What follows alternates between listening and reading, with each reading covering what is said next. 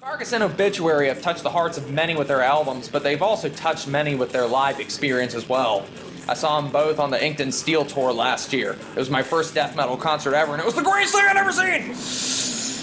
Seeing both of them live reminded me why I got into this music in the first place. I wanted to be able to say, at least once in my life, I stage dived at a Carcass show, and I was the first one to stage dive during the Carcass set. After the song that they were playing, Jeff Walker pointed to me and said, "Ah, yes, it's the young that are keeping the tradition alive." Okay, when Jeff Walker refers to you on stage, you owe your dedication to the band. And I gotta say, being 5 inches away from that man was awesome. The show was awesome enough that I got into a kick to get all their albums, and for this reason, I'm reviewing both bands in the same video. Interesting fact, Digby Pearson's 3 favorite earache albums are Napalm Death's Scum, Terrorizer's World Downfall, which is one of my favorite albums, and Carcass's Reek of Putrefaction. Oh yeah! This is the album that many gore grind bands try to copy. I mean, this is the style that they try to play and emulate when they try to worship Carcass. And it's a great album. And on this Full Dynamic Range reissue, it sounds a lot clearer than the CD version, which I've been used to for years and years before buying this. I mean, it still sounds like crap, but at least it sounds better. Gotta love that artwork. It's also interesting to see what Earache's logo looked like before they changed it about a year later. And of course, as the got these little newspaper clippings of gore stories and horror stories. Yeah! Gotta love this. And this is black vinyl right here. I mean, it's limited to like 900 copies, this version, but they repressed this sometime later. Ah yes, 1989's Symphonies of Sickness. I love this album. Now, for some reason on the Full Dynamic Range reissue, they put the 3 mastered cover artwork up there as opposed to the original. Fortunately, this still appears as the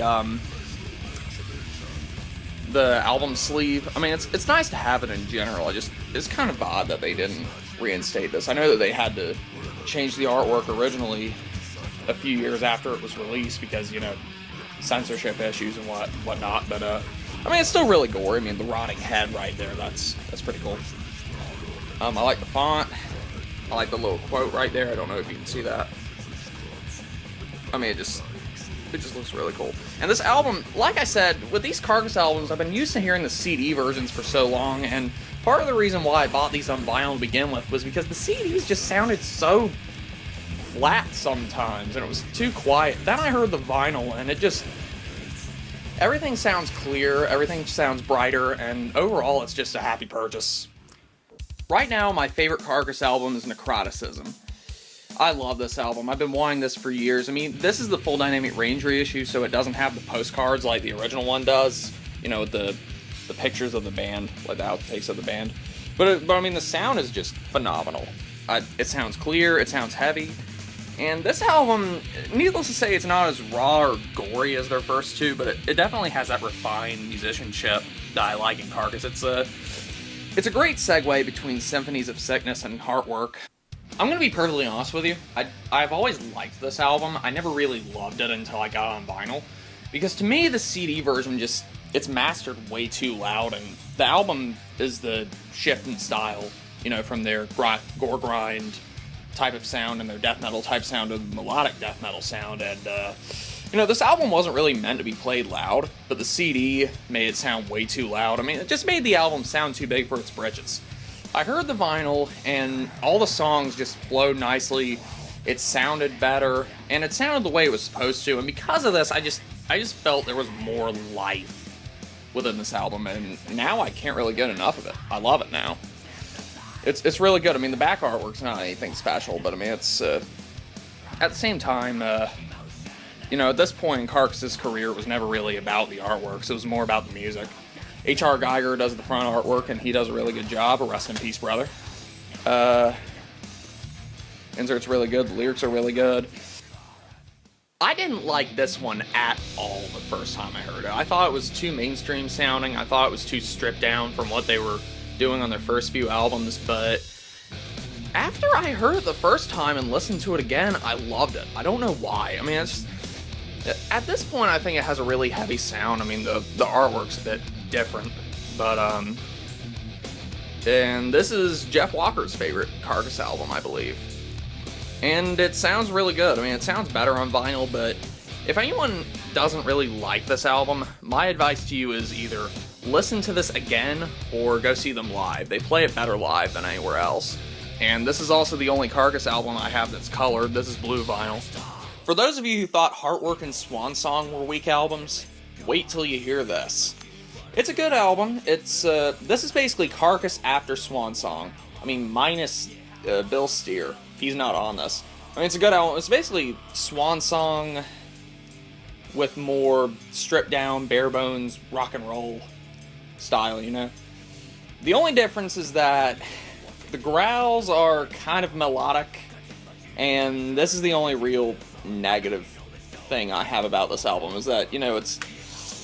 Jeff's vocals on this don't really do anything for me, but it sounds like Dave Mustaine when he's trying to sing, and that's a little embarrassing.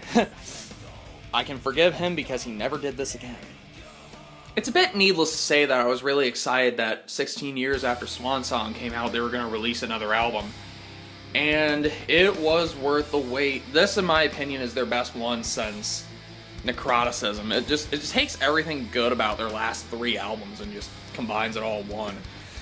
Surgical Steel is heavy, it's melodic, it's got good songwriting, and they found a good replacement for Ken Owens, even though he appears on the album. I got this on the first day because I knew that Carcass vinyls were kind of hard to come by at that point because the Full Dynamic Range releases from Earache haven't come out yet. This is black vinyl. I know they made a picture disc. The sticker that was on the front when I bought it, I got laminated because I know that's going to become a rarity at some point, and of course it comes with a poster. What would records be without our posters? Now, a year later, they came out with the Surgical Remission / Surplus Steel EP, which is basically outtakes of the Surgical Steel. And it's good that these didn't make the album. I mean, they're good songs, but it's easy to see why they wouldn't fit. I mean, imagine listening to Unfit for Human Consumption and then listening to Livestock Marketplace. I mean, it just wouldn't fit. And of course, you got this, it's a 10-inch, so you know, you got black vinyl, but interestingly enough, the Carcass trying to be the Beatles. Well, I mean, they are from Liverpool.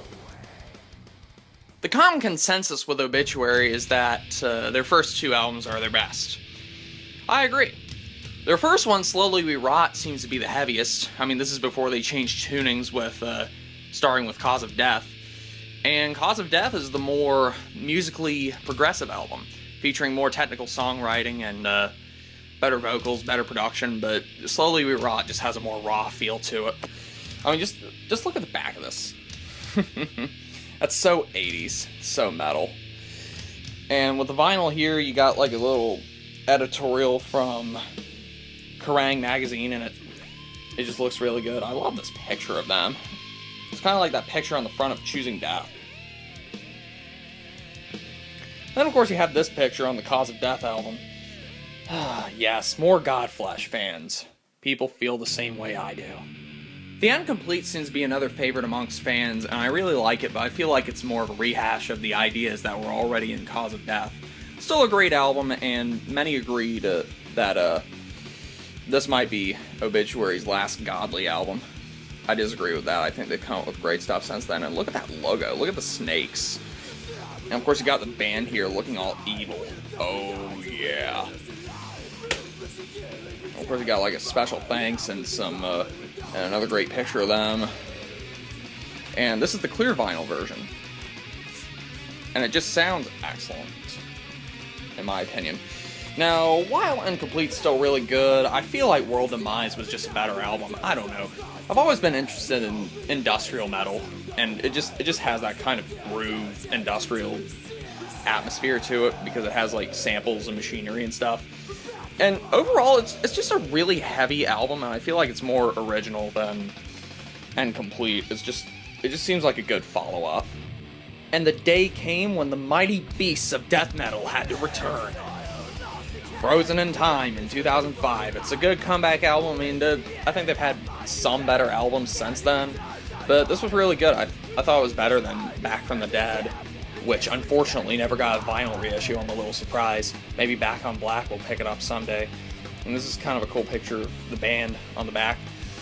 For some reason, though, I find the vinyl a little odd. I mean, this it sounds good, but it's louder on side 1 than it is on side 2. It's like, dude, how do you do that? You would think with a band like Obituary, there would be a little more quality control in the mastering session. And then, of course, you have the Ralph Santola albums from Deicide. I mean, he's a good guitar player. His style just controversially doesn't really fit with Obituary. He has this shred-type style that doesn't exactly fit on Executioner's Return, which came out in 2007, but it fits better on Darkest Day, which came out in 2009, but I mean, still, he just wasn't really meant to be Obituary's guitar player. Anyway, but this is the limited red vinyl edition, which only 1,000 copies were made of this. And I got this version because there's also a picture disc edition, but as some of you might be aware, I've had bad luck with picture discs in the past, so I just decided, you know, it's better to get this, and Back on Black did this. It sounds really good as red vinyl, but surprisingly, it doesn't make a lot of noise, and it sounds better than it does on the CD. Darkest Day overall was just a better album. It had better production, Ralph Santola's guitar playing fits better, and I mean, the artwork just looks really cool. I really like this vinyl reissue right here because, you know, it has 2 clear LPs as opposed to color vinyl or picture discs, and I kind of like the pictures of the band right here. Inked in Blood is their first album with Relapse. They decided to self-produce this. They had a little fundraiser to produce this on their own, but Relapse ended up distributing it. In my opinion, this is their best album since World Demise. It's heavier, it's got songs like Visions in My Head, which is just catchy. And when they play it live, it's just really fun. Plus, it has kind of a fresh feel to it because some songs feature acoustic guitars. I mean, it's still the same Obituary, but it's not quite, it doesn't have the sameness that their last 3 albums have, I think. And of course, this is double vinyl, 45 RPM, which makes it sound louder and better overall, black vinyl. Some bands just resonate well with their fans and their audiences, and it's clear that Carcass and Obituary are 2 of those types of bands. Thank you for all watching, and thank you to those who might have met me at the show. I hope I can see Carcass and Obituary in the future. I love them both. Take care.